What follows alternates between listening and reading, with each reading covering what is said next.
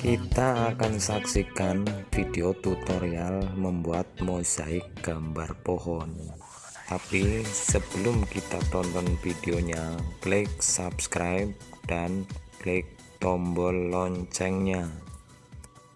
Langsung saja dimulai. Kali ini kami membuat mozaik di atas papan triplek ini yang sudah dibentuk bulat seperti ini.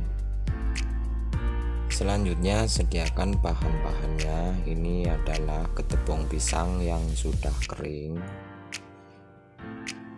Selanjutnya daun belimbing yang sudah menguning. Ini adalah daun jambu yang sudah layu tapi warnanya masih menghijau.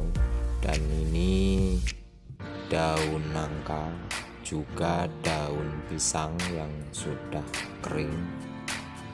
Dimulai dari daun jambu ini. Gunakan gunting untuk memotong-motong seperti ini.